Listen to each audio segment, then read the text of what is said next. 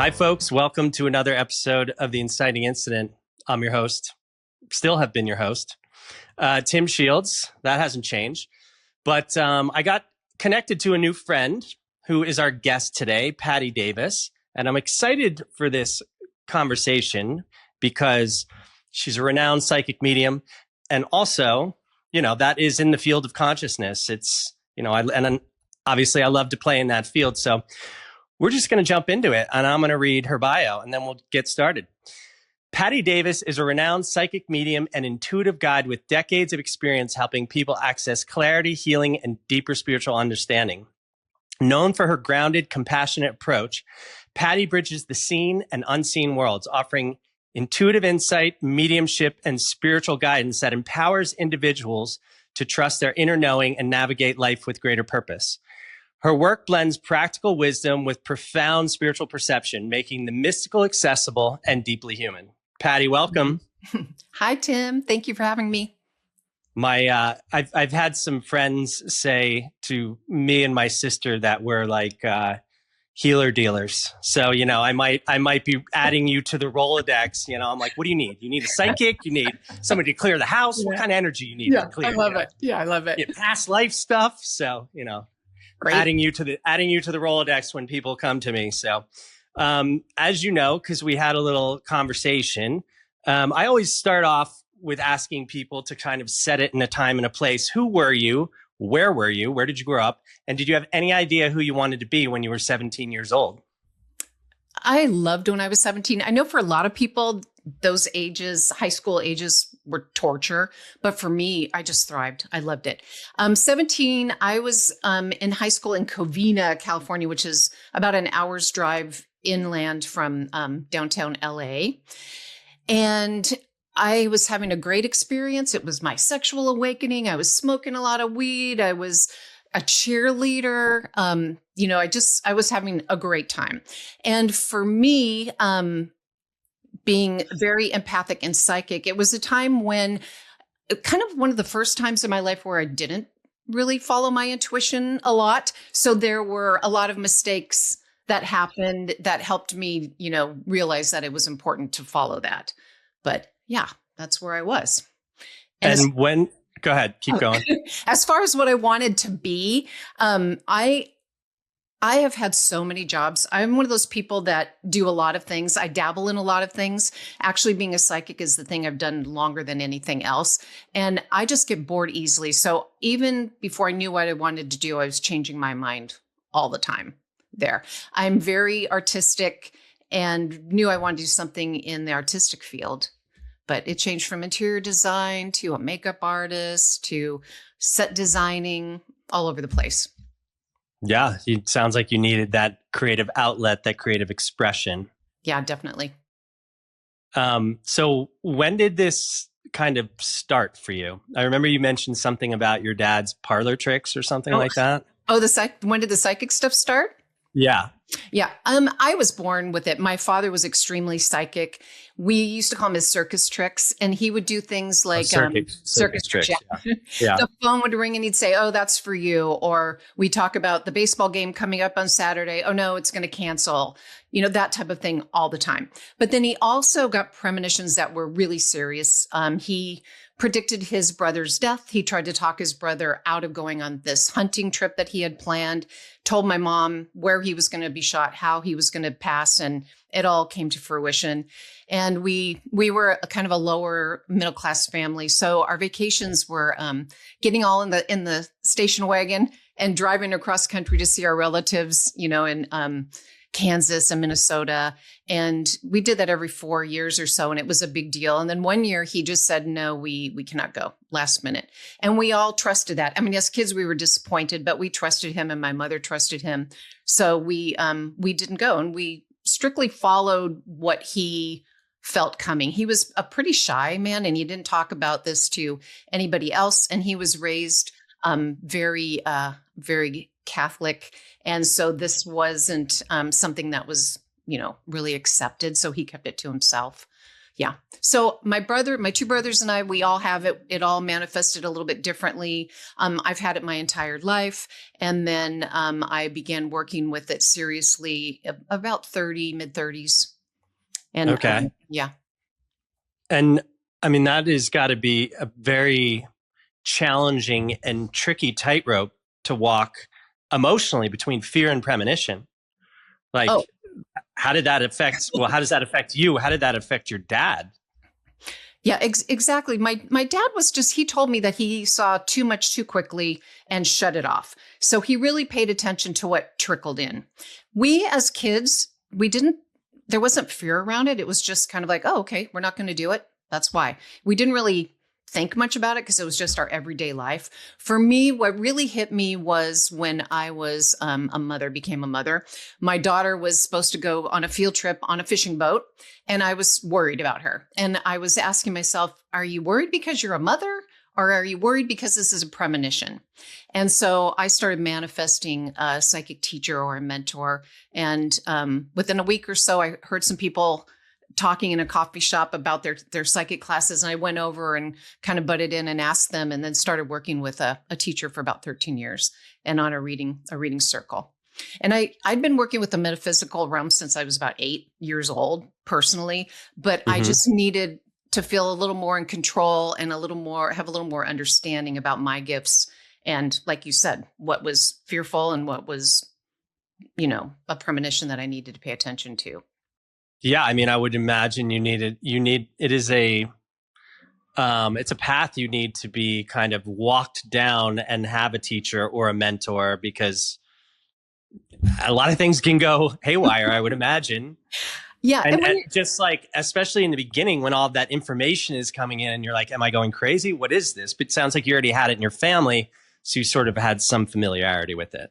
Yeah, it was kind of when it was coming in for me personally, and I just had to worry about myself. It was a totally different ballgame than when I had children and had to, be aware of what was happening on their behalf and their safety. And what do you, in this 13-year mentorship, like, what do you learn? How do they guide you?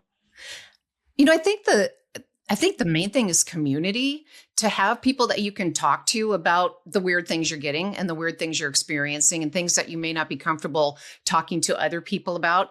And when we just get into, our life and being places on time and cooking dinner and getting gas, and it's hard to devote time to our spirituality. And I don't believe that your spirituality should be a meditation from 3 to 4, Monday through Friday.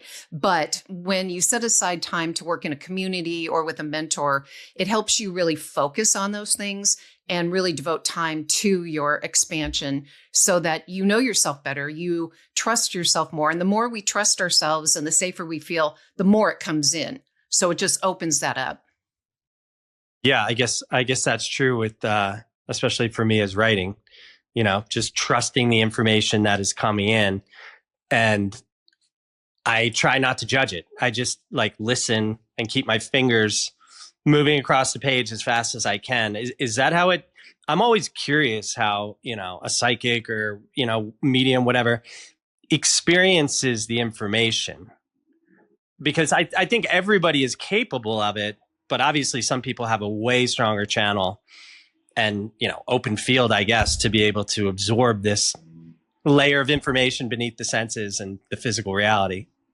Yeah, I think a lot of people, it's just part of their life. A lot of people that I coach, I do spiritual coaching, they will come to me and say, I'm not psychic at all. And then as I get to know them, I start pointing out, no, you really are, but that's just the way you live your life. So it doesn't seem remarkable to you. So they don't realize it. For me, I just knew things. I was very aware of what was going on all the time around me. I knew if my parents were in a fight, even if I couldn't see it, hear it. I just had this awareness. When I was 19, I packed up my car and moved to Colorado. And I had a few incidences in Colorado. One time I thought I was having an appendicitis attack, in a lot of pain. I went to the hospital. They did the blood work and everything. They said, no, we don't know, sent me home. And the next morning, my mother called that my brother's appendicitis had burst that night before. And then another time I had a dream that my other brother was jumped by, and I describe them as motorcycle riders. They had helmets on. So I called my mom the next day and I said, I had the weirdest, really realistic dream about Steven, that he was jumped by a motorcycle gang, And she said, Patty. And yesterday, the day before, he and his friend, they were in high school at the time, had driven their car over to the rival football team and were yelling at them. And the football coach sent the team was outside practicing, at them, and they ran and flipped their car with them in it. And they were wearing helmets, but it was a football team, not a motorcycle gang. They flipped the car and pulled them out and beat the crap out of them. So I had these things happening all the time to me. And it was starting to get more and more difficult to know what was mine and what was somebody else's. And especially being an extreme empath, that's something I have had to deal with my entire life. So these things were coming in stronger and stronger and stronger. And then when I became a mother is when I decided to take the classes. And then in my daily life, I always joke around that if someone followed me around with a camera, they would put me in an institution. I'm like, wait, what? And whoa, what was that? And talking to guides and people and birds and butterflies and stuff all day long. For me, it's just a constant inner dialogue that's happening. I have to control, or I've learned to control how much I pick up from other people. And since I do this for a living, I want to go out to lunch with my friend and be present with her and not be reading everybody in the room. And so I shut that off, or really, I guess I don't shut it off. I filter it and set really strong intentions around it so that I can be present and have a life outside of picking up on what's going on with everybody else. But I can also kind of open the door pretty easily and tap in that way as well. That was a long answer. I mean, it's all, I'm here to learn, and the audience is here to learn from you. So speak all you want. People often sort of, and I do too. I'm like, God, I wish I had that more. They often romanticize psychic abilities, and maybe you just kind of touched on it, but what's the hardest part of this type of work that's rarely talked about? I think control. Opening spiritually is not just opening to everything that's out there. If we had the ability to see every ghost, every entity, read everybody's thoughts, we would go insane. In fact, a lot of people that are diagnosed with mental illness, that is why, because they just are very open and don't have those filters.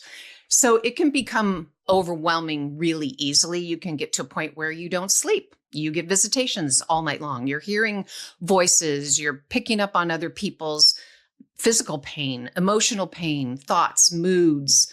It can be a great warning. Like if you're about to go in somewhere and you're like, oh, this doesn't feel good. I need to, put some boundaries around myself.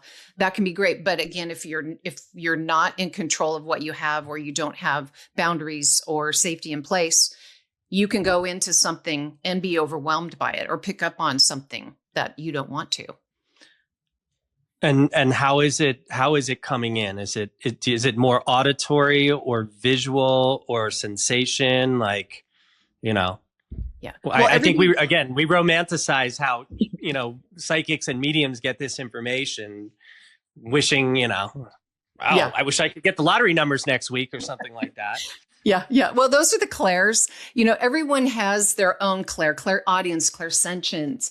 You may be somebody that sees something. You may be someone that hears something that is sensory. You might get a hot flash or goosebumps or chicken skin, or feel prickly or achy for something. People smell things. So people get things in a lot of different ways. Some people get things primarily in one of those ways. Other times you get things in a few or many. I tend to be extremely visual, but I also work a lot with direct knowing. Occasionally, I don't really like this. I'll hear somebody say, "Hey, Patty," and I'm usually like, "No, do not," because you can hear things like spirits talking to you, but then sometimes you hear a voice that's in the room. Just like I can see things in my mind's eye, and then occasionally I'll see a person sitting there just like they were right there. They tend to have a little bit more of a different density. So I know if it's not an actual physical human, but we get things in different ways. I get things in a variety of ways personally. Can you speak to you said density. What is that? Can you articulate that? I know it's very esoteric and abstract, but what does that mean to you? Well, I was using it simply as looking at somebody. I have seen ghosts that have been a very well-formed shadow that have walked across the room. And it's like, no, a shadow doesn't work that way. I have seen them that were as dense, had the density of almost like looking at you, but maybe a little more holographic or a little softer edges. Other times in my mind's eye, I can tell you exactly what your dead grandfather looked like. Other times I see him standing there behind you. So when I'm talking about density, I'm talking more about actual visual density in this case. Okay. And like, are these people, I mean, obviously sometimes when it's like a grandparent or something, they're probably, messengers and coming to assuage, sadness or something at the loss.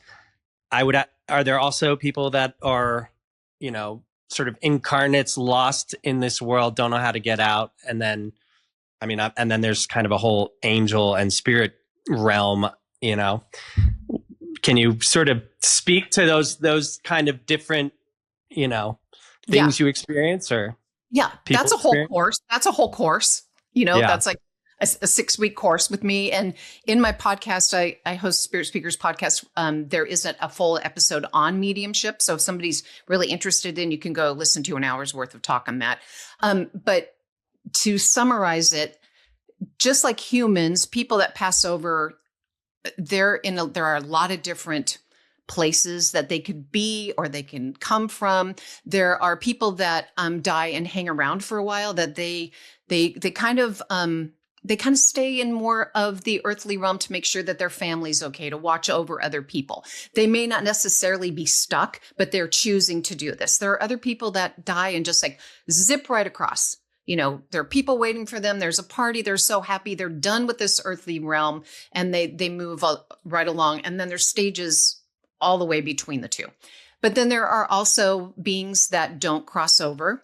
This could be someone, well, like for instance, a lot of the spirits that I've helped cross over, that I have connected with, many of them feel that they were not the best human and that maybe they are going to go to hell, in quotes, or not be accepted, or that they're not worthy of moving into the light or into the state of love or oneness.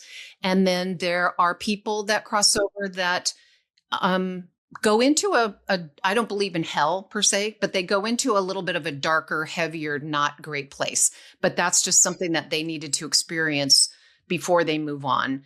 There's no rule book. It's not like 1 of 10. Every time I do that, every time I'm like, nope, this is the way it is. Spirit kind of smacks me upside the head, and there's no rules in spirituality. Yeah.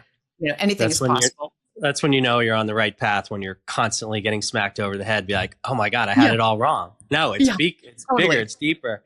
So I always think of like, and then of course there's like angels and, spirits and stuff. Like I always think of them. I remember like walking one day and, if it's like Jesus or a saint or something, we sort of externalize the human, but, and we worship the human, but it's really, I think it's about that frequency of energy that they embodied.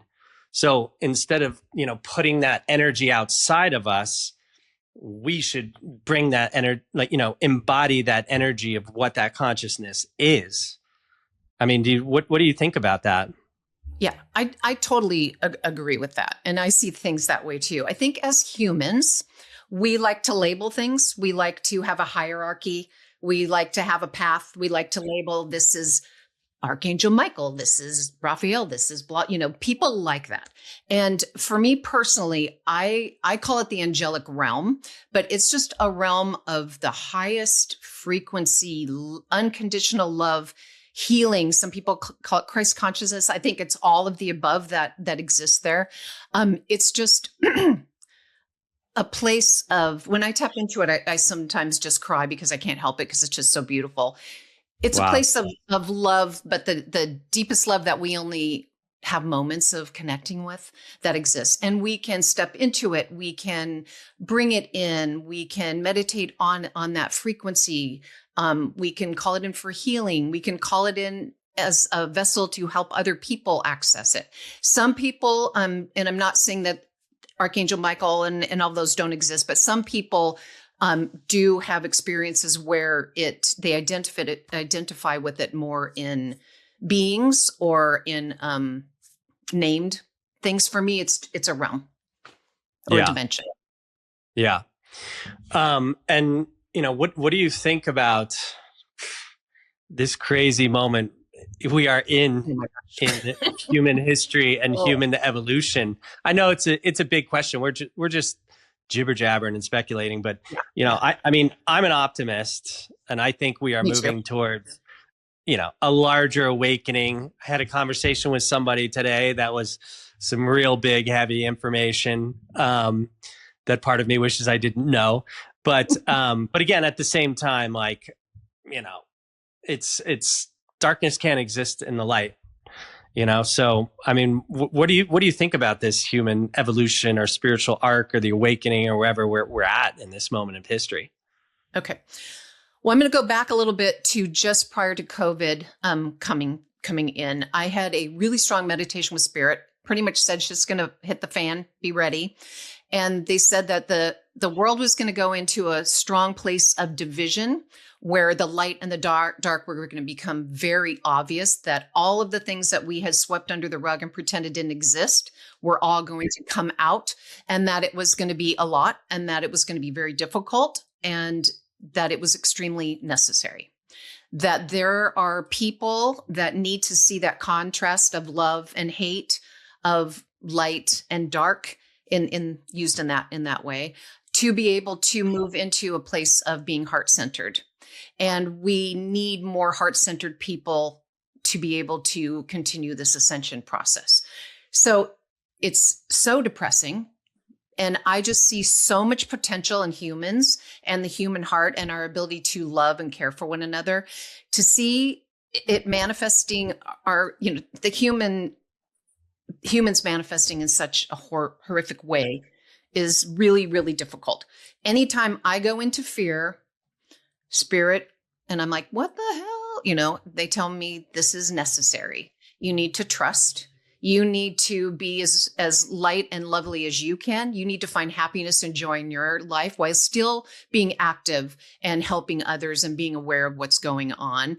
And that this is not a time for martyrdom. This is a time for strength and coming together. So that's what saves me. I believe that we have to bring all of this ugly out for everyone to realize that the only way for us to exist is through a state of love and compassion and caring for one another.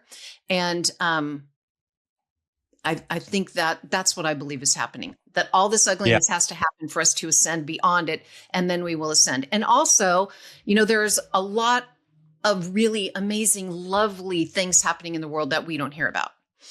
Yeah. I think of, I kind of wrote in my new book, we're a threshold species at this point. And we are on this threshold of awakening to the fact that energy is greater than matter.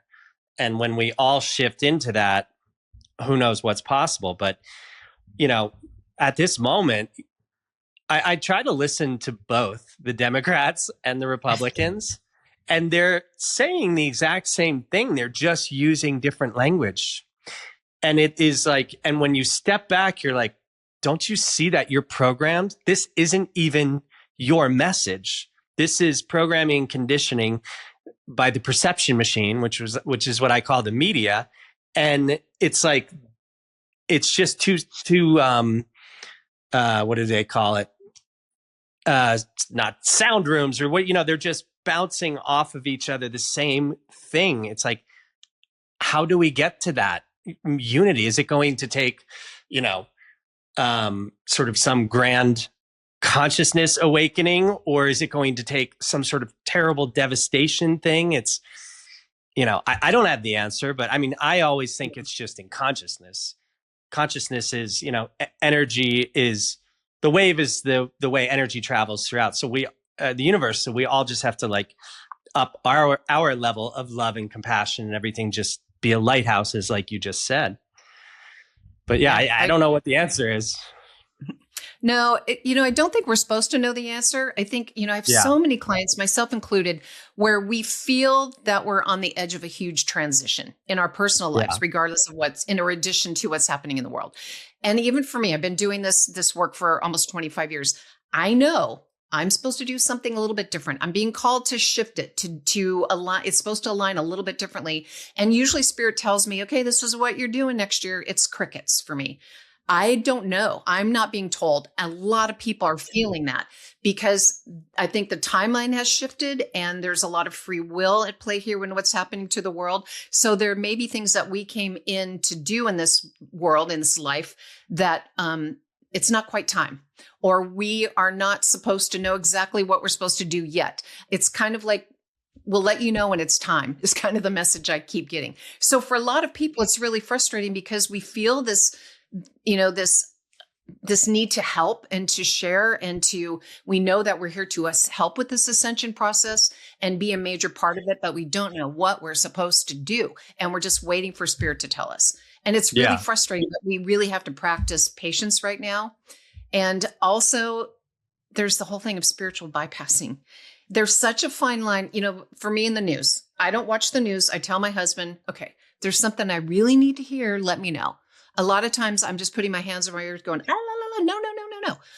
It's the same thing with the spiritual and the physical. We are here as humans to assist the human ascension. We're also here as spiritual beings, and we are using our spirituality and our connection, our ability to channel light and love to help with that. But we can't be in a constant state of, we can't be out of our body and not aware of what's going here or on here, or be meditating all the time and not helping our community. And it is really difficult to find that balance point right now. And I think that's what a lot of people are frustrated about and having trouble with. Yeah. I mean, I think the whole point of this life is to embody this, this spiritual aspect of us. It's not about the division. The whole thing is about embodiment.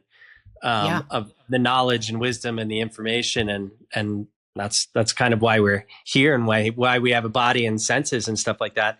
I was going to ask you two questions, which I think they lead into each other. One is, are you familiar with Chris Bledsoe and the book UFO of God? Yes. Yeah. So he talks about this Easter Sunday, a star appearing over the Sphinx. And then there's this guy, Robert Edward Grant, who's like a polymath and did the mathematics. And he was looking for this ruby colored star, and that is supposed to appear over the Sphinx. And he says, Chris Bledsoe says there is going to be this new knowledge that comes into the earth. By the way, just look up UFO of God. It is the wildest story. And this guy is being studied by NASA, by the CIA, by everybody. He even had like a picture of himself put in one of the Bibles in the Vatican with the popes. I mean, that doesn't necessarily mean that's a good thing, but but it's a wild story, UFO of God. So, I mean, what do you think about this new? I mean, also, I guess it also ties into the question: how do you define ascension? Oh, wow. That's a hard one. Okay. So to go back, I've read a lot of books from a lot of people. I'm going to be 65 years old here. In my lifetime, there have been a lot of premonitions coming through of changes and big things, and some of them have come to fruition in a small bit and some haven't. And I think it's really important that you are careful about any premonitions that come through, because we are all having our own unique experience here. We're not all getting the same story. The same thing is not happening to you as is happening to me. My ascension is going to be totally different than yours. Mine is going to look totally different than yours, feel different than yours. I may be on a totally different timeline with my ascension than you. So while there are a lot of people that I really respect and I pay attention to these things, I also try to trust my own connection with spirit, that I'm being told, okay, that's great. What am I supposed to do if and when that happens? And that hasn't come to me personally. If that's the truth, please enlighten me with this. So I think Chris is amazing, and I've read his stuff, and this isn't about him specifically, but there have been so many. There were so many people predicting in 2025 some pretty horrific or weighty shifts and changes that were going to happen that did not happen. And again, the timeline moves, but I think you need to Be careful with premonitions and just go with what resonates with you and what your guidance team wants you to know and wants you to find out and wants you to pay attention to. Yeah. I mean, I think, reality is kind of unfolding on a moment to moment basis according to where we place our consciousness. And Dr. Joe Dispenza would say, reality is determined by a network of collective observers.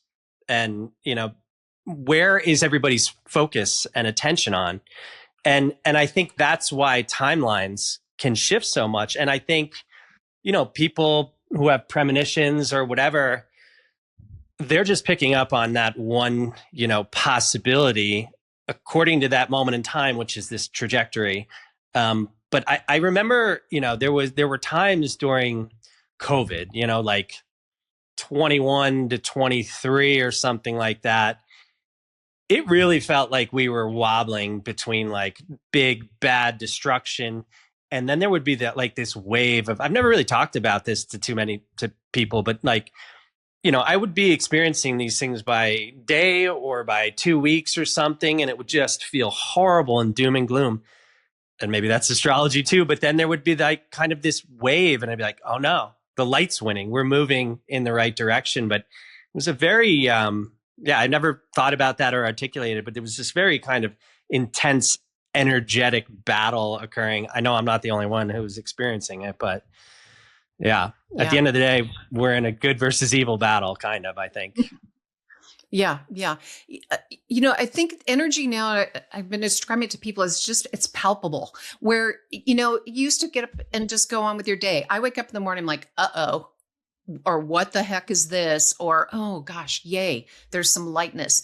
Energy is so much denser than it used to be, and it's flowing in a different direction.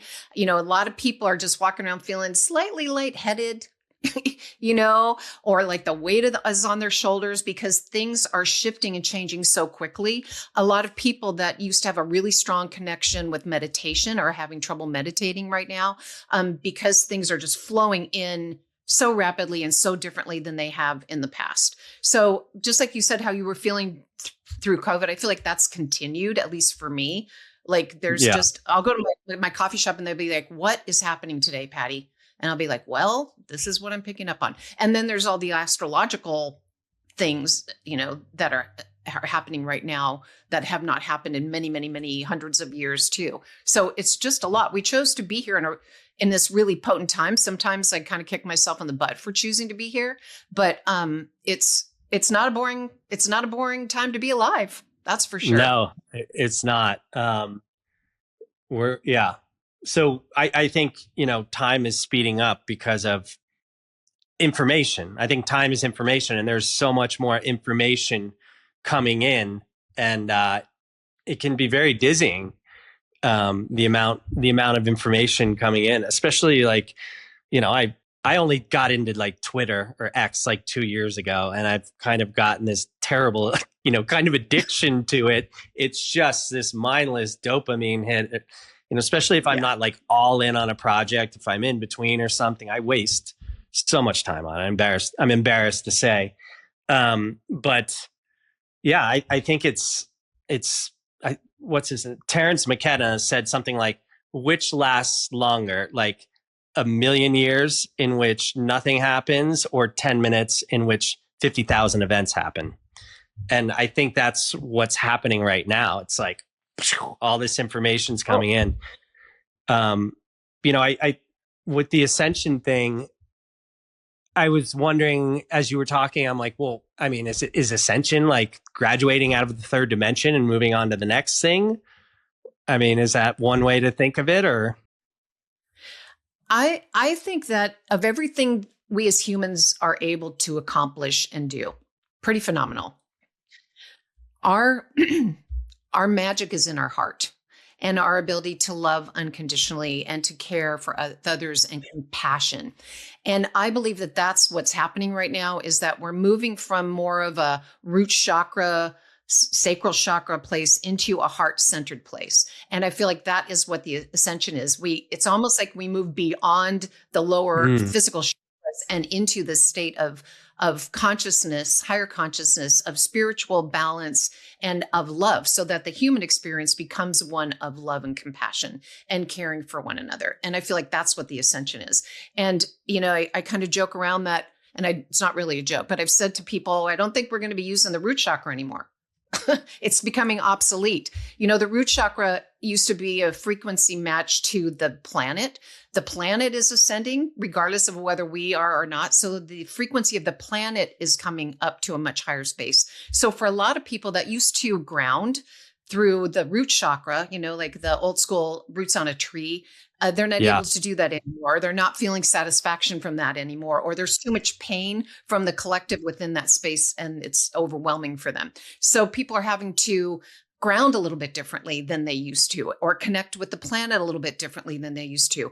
People are awakening to the fact that we have the ability to heal from plants and talk to plants and communicate with animals. It's not just our drive to succeed.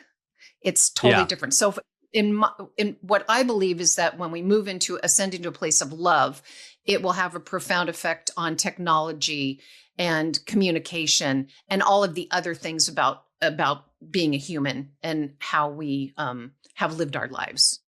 Yeah. And I mean, this is going in a totally different dimension. Then we've got this whole disclosure thing happening, with ETs and other extraterrestrial consciousness and stuff like that.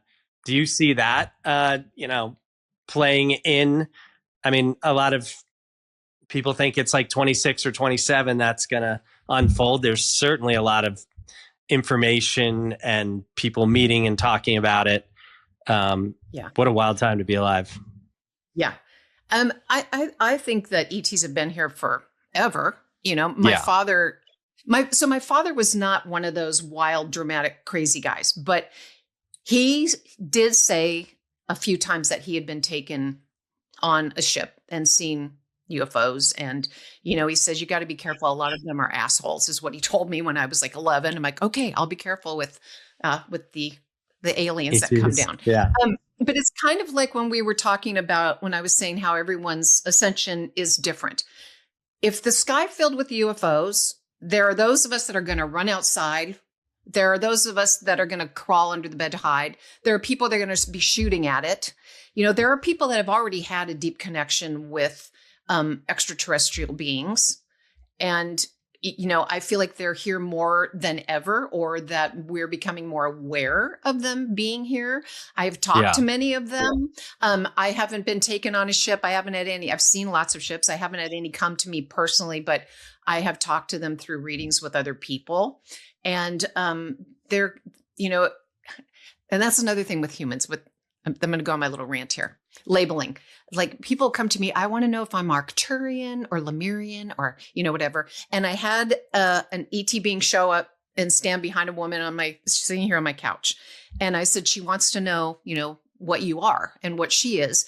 And it just started laughing at me. And it said, why do you humans need to label everything? It said, just like human beings, no one is one thing. Everything is mixed. Not every reptilian is money hungry. Not every Arcturian is this. So he slapped me kind of aside the head that, like, no, that's not what it is about. There are different energies, just like there are different energies and potentials and drives by different types of humans. It's the same thing with ETs. There are many. I had about 4 years time that I was sitting on a council. It was before I'd heard of the Galactic Council. In my dream state, I would know that I was sitting at a table with many beings, not human, that we were talking about very serious, heavy things, and that there was a timeline. That's all I could remember. And I would beg Spirit, please, just let me have a little bit of information. What are we talking about? Or let me sleep because I'm exhausted. And I just kept being told, nope, this is all you can know. And then at one point they did let me see a being that was sitting across from me, which was interesting. He was looked like a red octopus type of being. which was really interesting, but they still don't let me know. I've asked to get off of it because my cortisol levels through the roof, and I'm like, I really need a break. And they're like, nope, you're the head of this one committee. They can't do it without you. So many of us have already been communicating with beings from other dimensions that we're collaborating with on this ascension process, and what our role is in it, and what our role is as an incarnated human. We just aren't remembering it because it's not information that our brains at this point can handle or understand. So it's been happening for a long time. Yeah. I don't feel like it's all gonna, one day it's all gonna shift, you know? Yeah. Just like my dad, it happened to him way back in, you know, the 70s. Are you saying you don't think it'll just all one day shift, or one day it will all just shift? I think it's individual.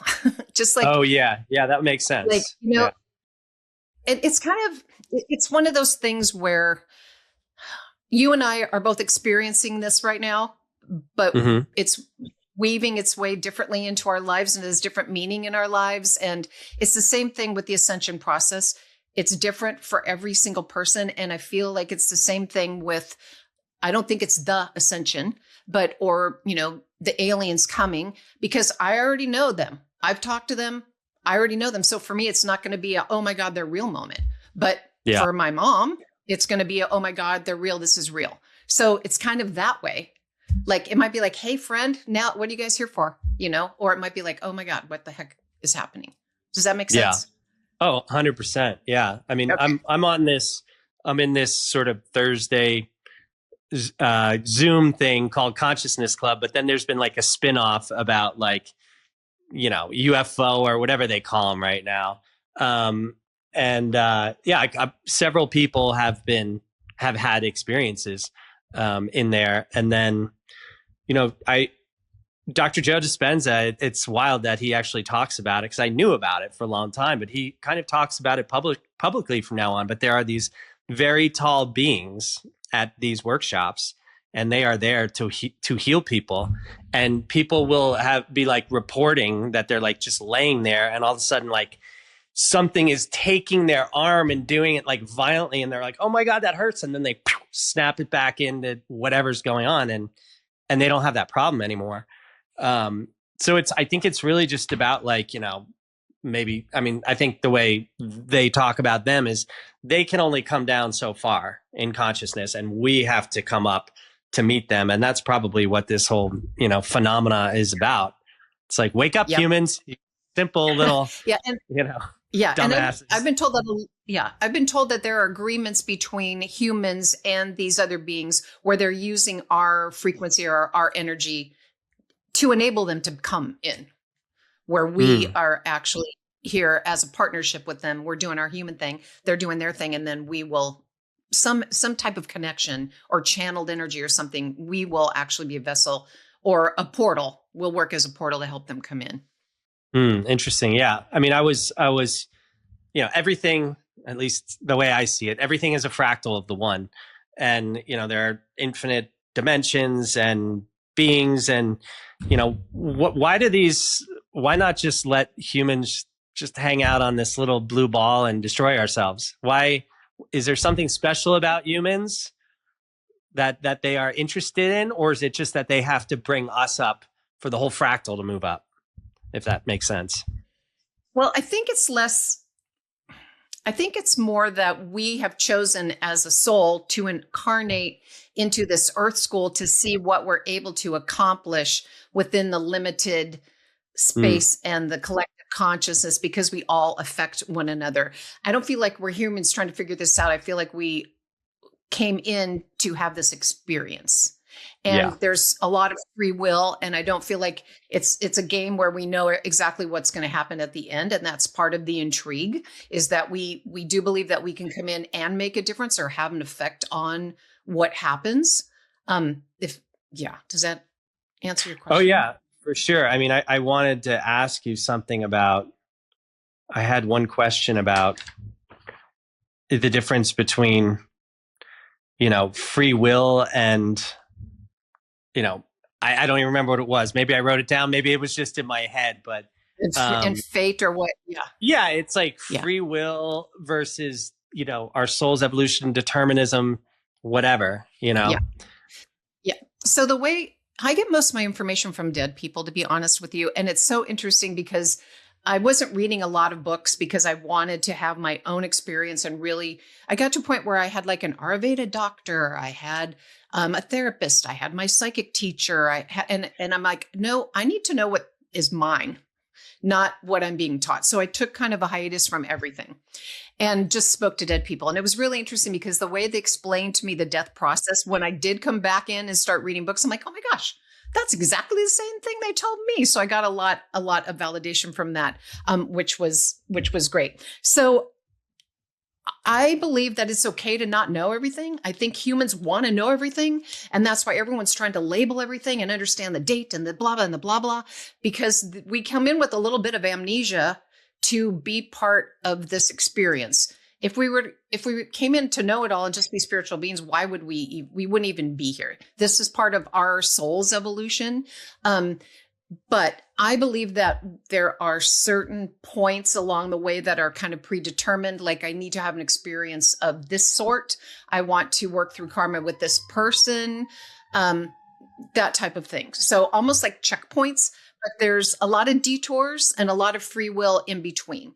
And I feel like those checkpoints are even fluid. They can shift. We might accomplish something before we reach that checkpoint and move on to something else. So it's almost like a loosely written contract that has a lot of places for redactions and moving things around. That's what I personally believe. And I do not always follow the popular person with the newest book because I talk to dead people and they're the ones that, dumb it down for me enough that I can try to wrap my head around it.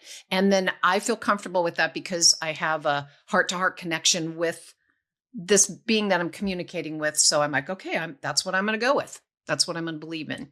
So that's my opinion on. Yeah. I mean, I agree with the same thing. We're here to get certain lessons, and you could be at this point, and here's the other thing, but there are infinite possibilities that could go to get there. And, it's about the choices you make in the present moment. And really, if you want to really distill it to its most simplistic thing, it's are you choosing love or fear? And, surrender and trust or the ego and validation. And so you could take a lot of which I've done, a lot of very painful detours to get that lesson. But I think you're going to get it one way or the other. It's just like, how thick-headed do you want to be?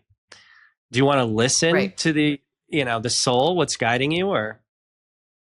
Yeah. And how instantaneously our thoughts can manifest things. Like I am a really good manifester, which is wonderful, but also not wonderful in a lot of ways. I remember we got new windows put in our house. I was mowing the yard. I looked at the window. I thought it would really suck if a rock threw out of this lawnmower and broke the window. Bam, breaks the window. One year I'm like, One year I'm like, I really don't want to go on this trip. And I told my husband, maybe I'll break my foot or something. That night I stepped off a curb, like, what is that, a 4 or 5 inch curb, and broke my foot and didn't have to go. So along the way, some of those detours are our thoughts that are manifesting things. And so our thoughts detour us, and then we have to get back on the path and do the work to clear our minds, to meditate, to reconnect, to rebalance, to go back into our heart, to get back on the right path. So we detour ourselves constantly by going to fear or having these thoughts. Yeah. I mean, I think that what makes us human is we're actually here to demonstrate the prowess of the power of our thought to create reality. It's like we've been so entrained, and now there is a shift happening that people are waking up to this reality, but we have been trained into the 3D reality, but nothing has been created without the thought of it first. And I remember I was in Washington, somewhere in the mountains during snowshoeing. And I looked up and I said to my friend, because it was like this really wet, heavy snow, and it was just like laying in this, evergreen. I was like, man, imagine what would happen if that came down and hit somebody on the head. 10 steps later, almost knocks me out. I scream like a schoolgirl. I almost fell off this cliff. It came down right on me after I said it. And I saw stars and I was like, okay, I have to be a little more careful with my language, because there is the power of the spoken word gives maybe electrons something to form around or something, like, it's, that's what people, but then you have to look, go ahead. But then you have to look at it like, did I just manifest this or was this a premonition? Like, I mean, that's the whole, I guess. I was driving home. I was driving home through this, it was a windy day. I was driving home down this road with a lot of thin trees. And I thought, wow, those trees it would really suck if a tree fell. And then as soon as I said that, I put my foot on the brake and a tree fell right in front of me across the road.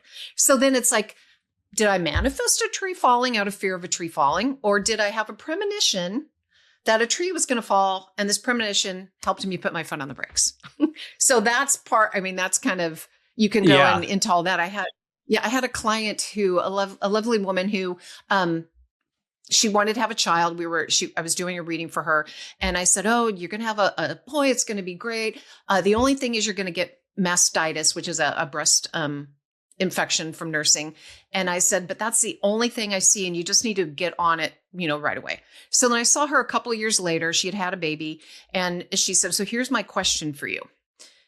Did you foresee me having this breast infection, or did you telling me this cause me to manifest it?" And I'm like, oh, whoa. Like, that is a pretty deep thought. I have another client that was pregnant with twins. And I said, it's going to be great. The larger of the twins is going to need some oxygen, but just for a few minutes. So don't panic. And that happened. And she said that when it happened, her husband started to panic. And she said, oh no, Patty said this was going to happen, that he's going to be fine. So she said she was able to relax and not go into fear. He had oxygen, he was fine. So in that case, I didn't manifest the baby needing, she didn't either manifest the baby needing oxygen. And it was a premonition that was helpful. But then you look at the one with the mastitis, it's like, it's so interesting. It is. It's endlessly fascinating. And aren't you glad you don't live in the 1700s? Because you would have been burned at a stake. Oh, I was burned. And I was going to say, I was going to get into past life stuff. And I was like, you probably were, and you probably know that. But yeah. I had one. Go ahead. Oh, I was just going to say, I have a thing with smoke. We used to have a wood stove, and I would gag and yell at my husband about making it too smoky. And if there's a forest fire, wildfire, the smoke, it triggers an anxiety attack in me. And what I remember about being burnt was not pain. I remember I was pissed off and I was yelling at everybody, but the smoke and not being able to breathe is what I remember. So that triggers it. For me, that memory. Wow. And that's a phobia I carry in this life. And for a lot of people, when I do past life readings for people, once they realize that the phobia they have right now belong to a past life and not this current life, a lot of times it gets better. Yeah. But, yeah. Interesting. You just reminded me, like, I've always hated when like somebody grabs me like this. And, I told you at one point, I was just a couple springs ago, I'm just doing the dishes and this thought comes in and it was like, I don't want to be a martyr in this lifetime. And then, one of my friends, of course, we don't know if this is true, but, she was like, you were, a writer and working on the printing press in other lifetimes, and you were very against authority. And I really have disdain for authority in this lifetime as well. But she was like, you were executed in two of these lifetimes. And I had some elbow pain at the time, and she was talking about the printing press. I mean, who knows? But, I guess it really just, does it make sense? Does it make sense to you and fit the patterns that you recognize in your life? So. Yeah. I had a ghost show up. I have a sunroom in my house. For some reason, ghosts like to frequent my sunroom. So I was about to do a reading for someone, and this ghost showed up, and I'm like, no. You can't show up right when I'm going to do a reading. You have to come back later. And so when I have a ghost, I talk to them. I give them a few chances to tell me who they are and why they're there. If they don't answer me, I send them away. I don't run a hostel for ghosts. But he told me his name when I talked to him, that his name was Sebastian. Oh my gosh, he's good. Sebastian Brandt. He told me that he was born in France, lived in Germany. He was a humorist or satirist. And I'm kind of like, no, wait, what's a satirist? And that he and I were friends in a past life, that we worked together, and that he's popping in to remind me that I'm taking things way too seriously and that I need to find the humor in life. And I Googled him. And he's a guy, he's a person. He looks exactly like what I saw, born where it said he was. He was a satirist way back when. Yeah, it was just amazing. So past life things can pop in all the time in a lot of different ways. Friends from, he was a buddy of mine, I guess, in this life that popped in. Yeah. So, yeah. So the same thing for you, how it just pops in through a friend or, yeah.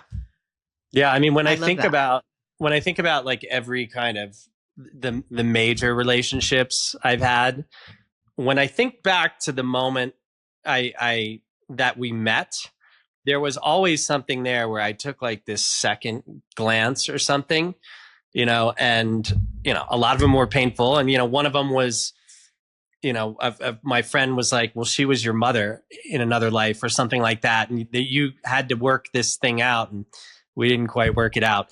But, we're sort of friends. But yeah, I mean, I think about all of these, these people that have showed up in my life at specific times. And I mean, I always see everything in like divine patterns. So maybe that's just me, and we can look at life any way we want. That's the free will thing. But how has this work changed you as a person?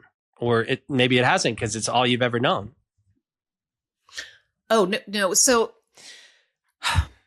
I was sitting down talking to my therapist one day, and I said, this is what I want. I want enough money just to be able to like eat good food, go out to lunch and with my friends, have a nice dinner. I don't need to be rich, but I want to just be able to have those things. I want to have longer hair because I don't know why women cut their hair off and dye their hair all the time. And I want to meet interesting people and have interesting conversations. And I was thinking about that the other day. I sit down and have spiritual conversations and intimately get to know people on a deep level when I'm reading them from all over the entire world. And it just blows my mind. And I feel like the luckiest person. My husband says, well, you do not have a boring life. Like, I feel like my life is so full that if I were to drop dead any minute here, it's been amazing. And I've accomplished and done so much, not accomplished in a way of financial success or anything like that, but all of these things that I wanted. I came in to be really present in this life. And by talking to all these people, I get that. And I think I've read like 48,000 people. I mean, 4,800 people, like almost 5,000 people. And a lot of them multiple times. So I kind of have this pulse on what's happening in the world, so that I can be like, oh, this is what's happening. This is the newest wave in this ascension process, because I have so many clients that this is happening with, or I'm not alone in this because so many others are feeling this way. So for me, it just helps me feel so present and have such a depth and an awareness beyond my own little bubble of my life. Yeah, it's just, I just am so fortunate and have so much gratitude for it. Yeah. I feel like I'm part of the whole thing. Yeah. Which we all are part of the whole thing, but I don't know that many people realize that. For sure. And you're also kind of this spoke in the wheel where you can tap into other dimensions and help guide people on this journey, which I was, which comes to other people. And so in your experience, what are people really seeking when they come to a psychic? Well, when I first started doing this work and I didn't charge much, I got a lot of people that were just wanting to see what it's like, or they didn't believe in it, or they wanted to challenge me, or they were just curious. And so right away I raised my prices because I wanted to only see people that were serious, that were really doing the work. And I set really strong intentions on the type of clients that I work with. And I have amazing clients. Very, very rarely does someone not so great walk through my door. So What was your question? I lost my track of thought. Well, here. It was, what are people seeking what are they really seeking when they're coming to see a psychic? Yeah. I think people are looking, what I think is happening is we are moving into this new authenticity, not an authenticity of our stories and our traumas. And this is what has happened to me. Therefore, this is who I am. While it's so important to understand those things, and I feel like that's what a lot of us have been going through, we're getting to a point where we're letting go of that and we're just moving into our true authentic self. And I think that's what people are looking for. They're wanting to know why these things happen to them, why these patterns repeat, how to manifest more money, how to become more spiritually aware. But it's all like puzzle pieces that are allowing them to feel more whole and more complete. And I feel like the better we know ourselves, the more whole and complete we are, and the more authentic we can be, and the more we can express ourselves in a way that serves us as well as everyone else, and moving into that heart space. So I feel like whether I'm talking to someone's dead grandmother or whether I'm helping someone, heal arthritis in a knee, it's all trying to find wholeness and completeness. Yeah, I love that. I love that you brought up the authentic self too, because I sort of talk about that in my new book. I had to do this total rewrite for the publisher, and with my tail between my legs, I did it, and I can say it's actually a much better book. But I wound up delineating between the authentic self, the true self, and the higher self. And the authentic self is the self beyond the masks, and the authentic self is the self that takes up the calling. And that's when you get when you're listening to the true self, which is the soul, which is moving, the patterns and everything, moving through the patterns beyond lifetimes and everything. But, I've said this in other podcasts, but I think one of the biggest sources of depression and anxiety and dysfunction in our life is that people in this reality is that people are not following their calling.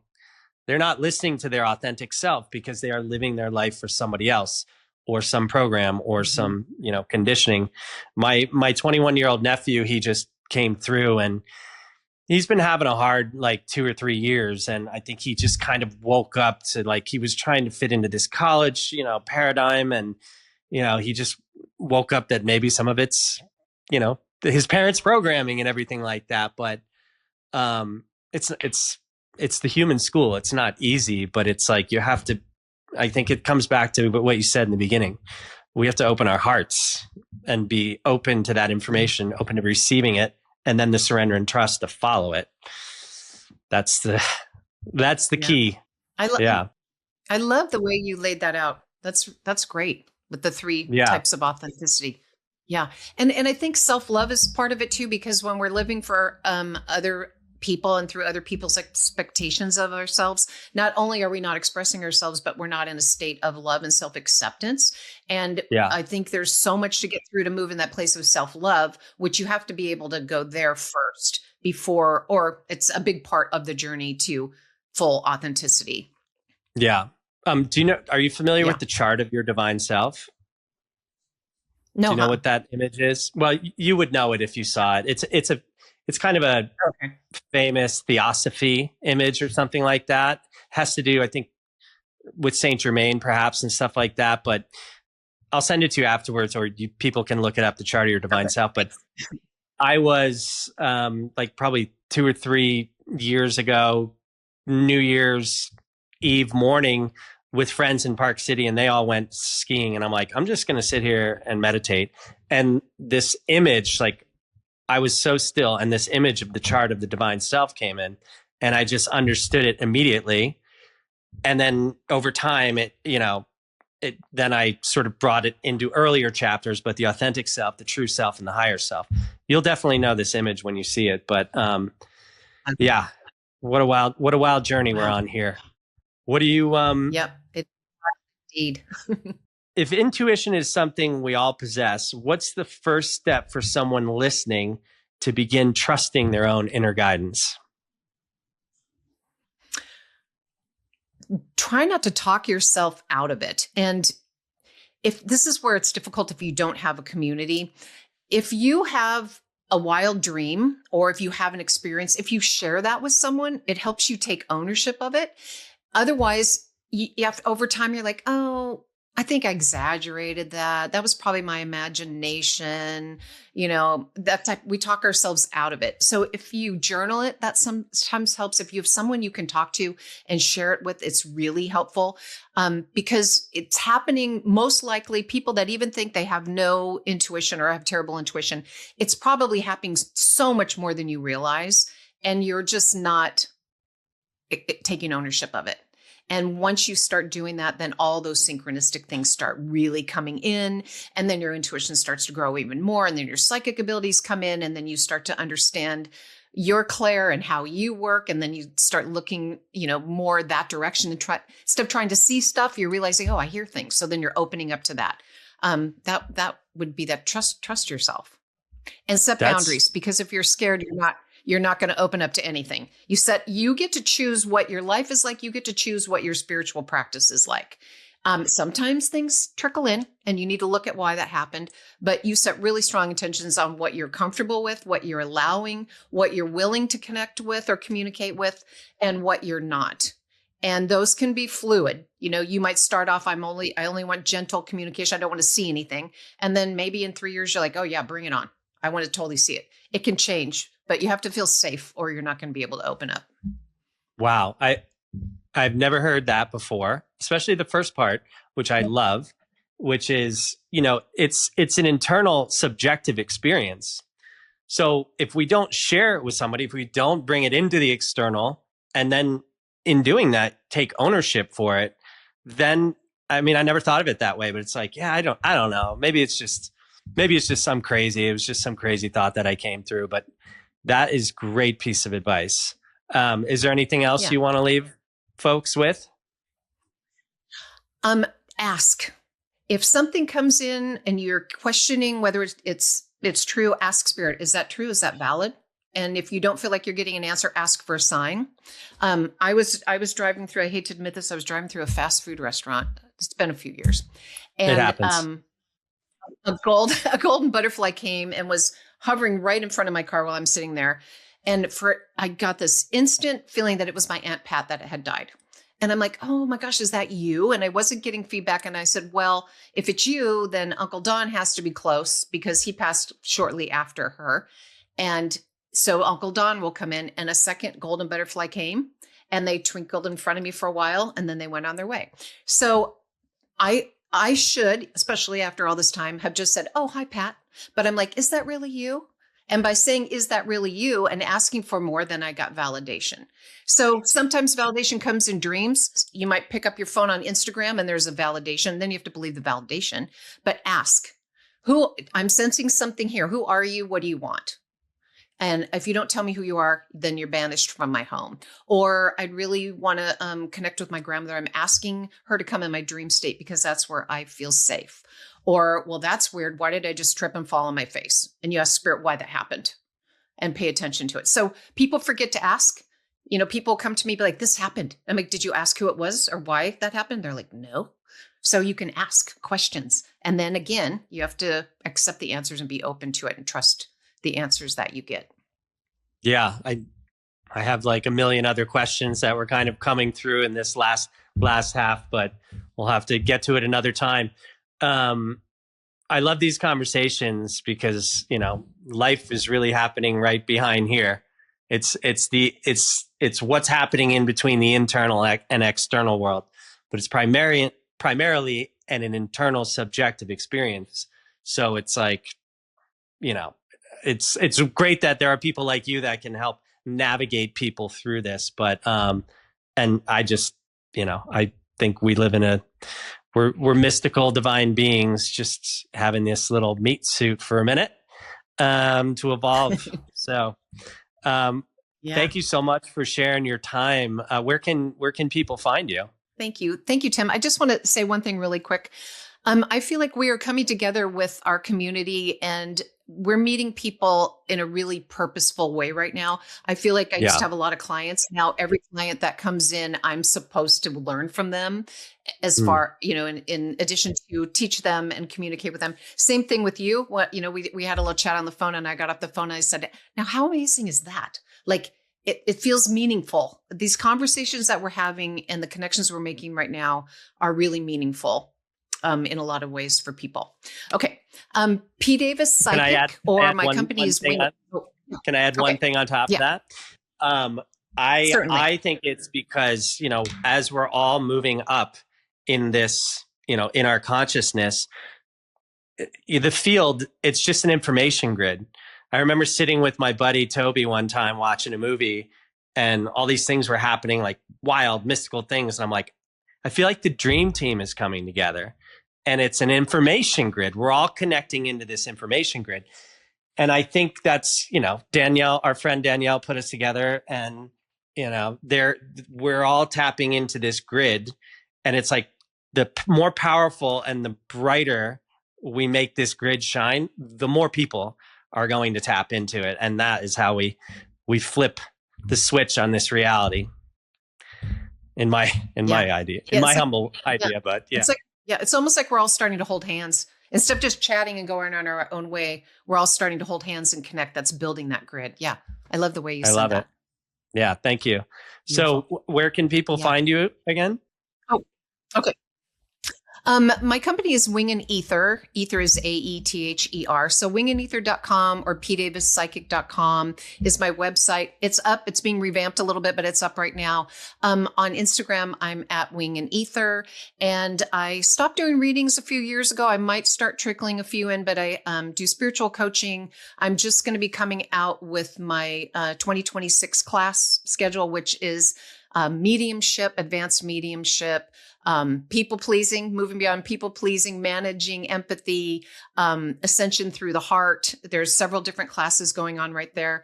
And then my podcast is spiritspeakerspodcast.com.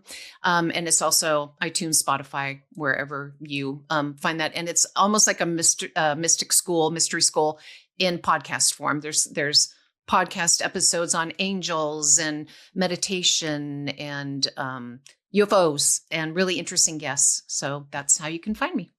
I love it. I'm gonna dial into that.